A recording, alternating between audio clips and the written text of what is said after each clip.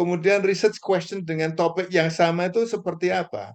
Apakah research question yang eh, lanjutan ini masih sama dengan research question sebelumnya?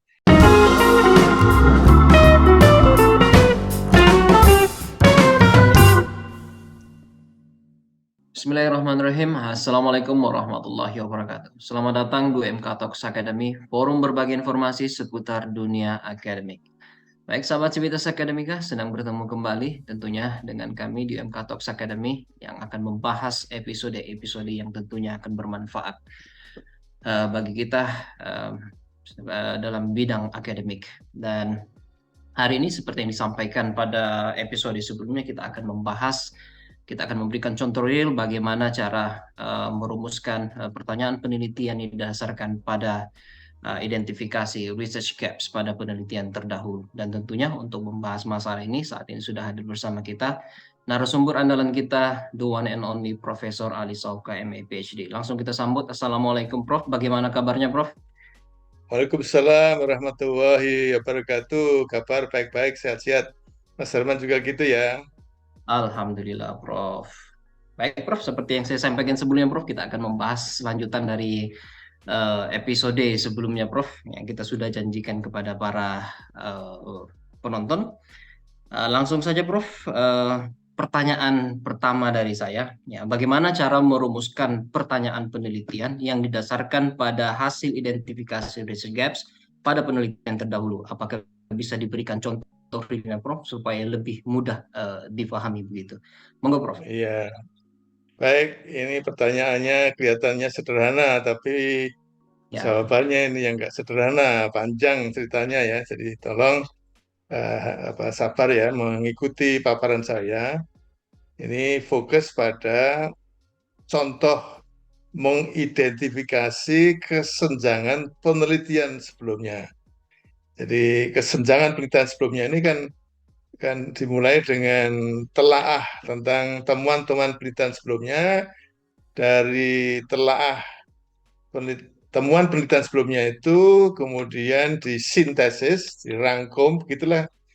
Dan dari rangkuman itu, dari sintesis sebenarnya yang lebih tepat sintesis itu, kemudian dilihat, dicermati, masihkah ada sesuatu yang bisa diteruskan? Masihkah dari hasil-hasil penelitian sebelumnya itu yang masih perlu dipertanyakan, masih belum tuntas, masih bisa diisi untuk kemudian bisa memberikan kontribusi terhadap perkembangan keilmuan yang baru.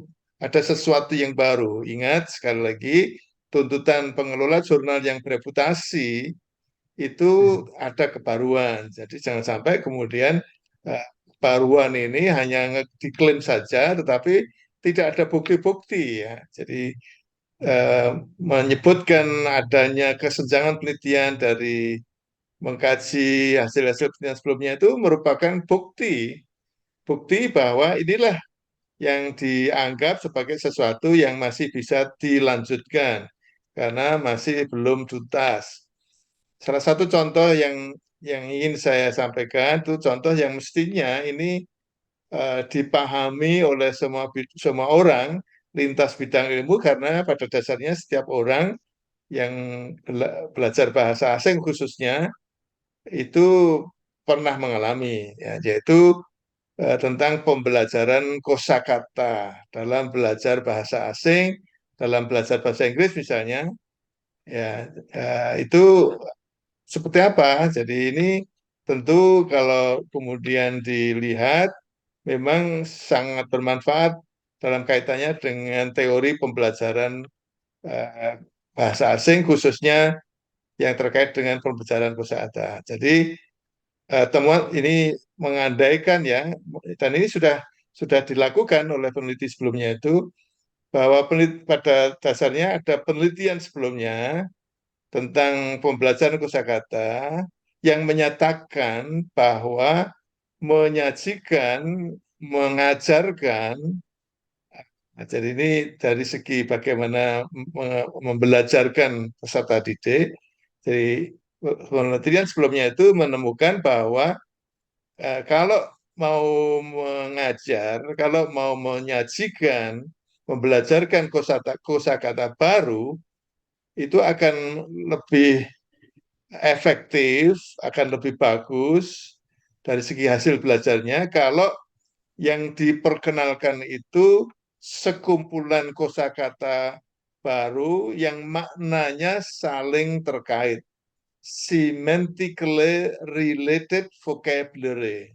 Itu akan menjadi lebih efektif daripada menyajikan kosakata baru yang maknanya tidak saling terkait. Jadi salah satu contoh makna yang saling terkait itu adalah misalnya kalau topiknya tentang pasar, maka kosakata yang diperkenalkan itu pembeli, penjual, pedagang, kemudian sayur-sayuran, buah-buahan, dan seterusnya. Itu yang disebut dengan semantically related vocabulary. Jadi itu yang kemudian dilihat apakah masih ada celah penelitian. Adakah sesuatu yang masih bisa dipertanyakan. Hasil penelitian yang bersifat katakanlah kalau boleh saya sebut bersifat umum. Pokoknya kalau ngajar vocab, itu vocab yang diajarkan itu akan menjadi lebih banyak dikuasai kalau vocab-vocab atau kosakata yang diajarkan itu saling terkait dalam bentuk ada satu topik begitu. Nah, jadi penelitian sebelumnya itu setelah diteliti, setelah dicermati pernyataan simpulan seperti itu ternyata tidak melibatkan variabel lain yang dianggap juga penting yang ikut mempengaruhi. Ya, ini sudah masuk wilayah mencermati temuan penelitian yang tadi saya sebut, apakah masih ada celah penelitiannya. Ya, celah penelitiannya itu ternyata, oh ini berdasarkan expert judgment ya, tentu peneliti itu kan juga menguasai bidang ilmunya ya, tentu kalau dalam kaitannya dengan penelitian kosakata baru, pembelajaran kosakata baru itu ya tentu keilmuannya adalah keilmuan pembelajaran bahasa atau pembelajaran bahasa asing. Jadi tampak kalau itu tadi simpulannya dari temuan penelitian sebelumnya jelas di dalam penelitian itu ada variabel penting yang belum dilibatkan, yang belum diikutkan dalam penelitian sebelumnya itu. Jadi katakanlah ini kalau teman-teman yang sudah pernah belajar bahasa asing itu tampak itu dua variabel penting itu misalnya usia.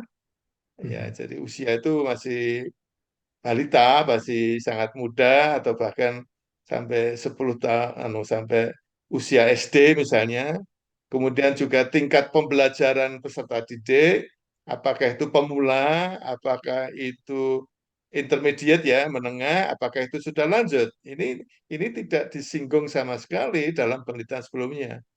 Oleh karena itu, dari expert judgment peneliti ini, maka kemudian dipertanyakan loh, kalau kalau dua variabel penting itu kemudian dimasukkan dalam penelitian ini, apakah kemudian simpulan itu tetap sama seperti itu? Apakah kemudian hasilnya nanti akan sama seperti penelitian yang tidak melibatkan dua variabel itu? Inilah Mas Darman, yang disebut sebagai salah satu cara mengidentifikasi kesenjangan penelitian sebelumnya. Sehingga nanti kemudian bisa dijadikan acuan untuk melanjutkan penelitian sebelumnya itu. Begitu Pak Mas Darman. Baik, Prof. Jadi dari celah penelitian itu tadi yang akan kita kembangkan menjadi sebuah pertanyaan penelitian, gitu, Prof. Ya, betul. Betul. Jadi kalau boleh saya teruskan. Jadi kalau kemudian ternyata peneliti selanjutnya yang mengidentifikasi celah-celah penelitian tadi yakin bahwa itu adalah belum dimasukkan ya dalam penelitian sebelumnya, maka kemudian peneliti yang mengidentifikasi celah-celah penelitian tadi kemudian merencanakan penelitian serupa yaitu tentang pembelajaran kosakata dalam bahasa asing, misalnya dalam bahasa Inggris, dengan memasukkan dua variabel tadi. Dengan memasukkan variabel usia, misalnya tadi ya, muda, dewasa, tua, dan kemudian juga tingkat pembelajaran peserta didik, pemula, menengah, dan lanjut. Tentu saja nanti dari segi desain penelitiannya itu akan menjadi lebih kompleks daripada desain penelitian sebelumnya. Ya, begitu. Kemudian boleh kalau saya sebut apa namanya selanjutnya ini sejalan dengan tuntutan pengelola jurnal, tuntutan reviewer jurnal yang bereputasi akan adanya temuan baru, akan adanya novelty. Jadi kalau sebelumnya itu belum pernah memasukkan dua variabel tadi, usia dan tingkat pembelajaran peserta didik, maka kalau ini kemudian diteliti oleh siapapun, maka tentu hasilnya akan ada sesuatu yang baru. Kenapa baru? Karena beda dengan sebelumnya.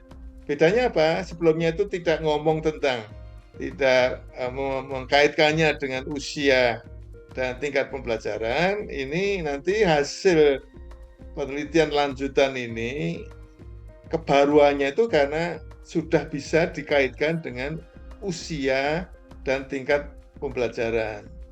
Jadi hasil akhir penelitian lanjutan ini diharapkan ada temuan baru yang menjawab pertanyaan apakah penggunaan kosakata baru yang maknanya saling terkait itu yang maknanya saling terkait dalam pembelajaran bahasa asing memang lebih efektif daripada yang tidak terkait.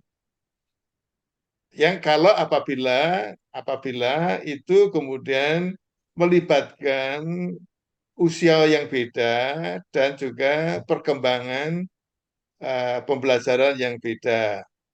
Jadi akan menjadi lebih rinci ya, lebih melingkupi semua variabel yang mungkin bisa mempengaruhi hasil pembelajaran. Jadi jadi misalnya kalau boleh saya sebut, apakah kemudian apakah kemudian temuan penelitian itu masih berlaku ya ya apapun usia maupun tingkat pembelajaran itu dilibatkan, dimasukkan dalam variabelnya, tetap berlaku bahwa mengajar kosakata dengan melibatkan kosakata yang maknanya terkait itu tetap lebih efektif. Jadi artinya ini bisa saja kemudian menjadi teori yang lebih bisa apa namanya inklusif ya. Tetapi bisa juga hasilnya itu berubah. Hasilnya tidak seperti penelitian sebelumnya. Mungkin saja jadi seperti yang tadi saya katakan masih dalam bentuk alternatif. Bisa saja memang memperkuat hasil penelitian sebelumnya, tidak peduli faktor usia maupun faktor tingkat pembelajaran, tetap saja kalau mengajar kosakata yang baru itu harus melibatkan, memperkenalkan kosakata yang maknanya saling terkait.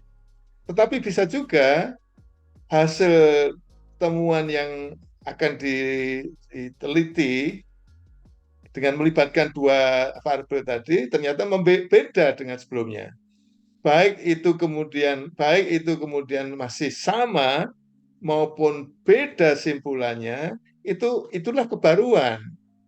Ya, itulah kebaruan. Jadi kalau kebaruan yang apa memperkuat pertemuan penelitian sebelumnya itu ya kebaruannya itu pada pernyataan tak peduli usia maupun tingkat pembelajaran. Tapi kalau kemudian ternyata itu faktor yang membedakan, maka kebaruannya itu adalah istilahnya itu ya sebetulnya itu efektif, tapi tergantung mungkin efektif kalau usianya itu masih muda. Tapi kalau usianya itu sudah dewasa atau sudah tua begitu apa pembelajar bahasanya itu, maka hasilnya akan beda. Nah, ini temuan baru itu.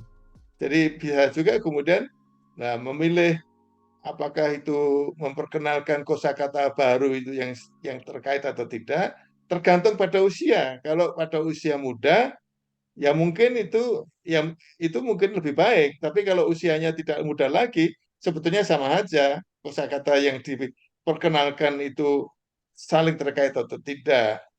Termasuk juga bagaimana hubungannya dengan tingkat pembelajaran peserta. Itu berlaku hanya untuk pemula saja, atau juga berlaku untuk menengah dan lanjut.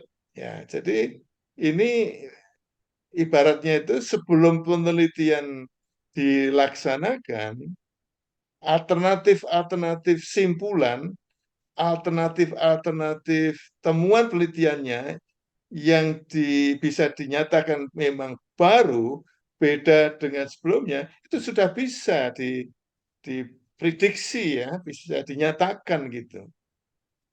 Nah, kalau boleh saya lanjutkan, tetapi mungkin saja ini apa belum tuntas ya, masih kita bisa lanjutkan di episode berikutnya.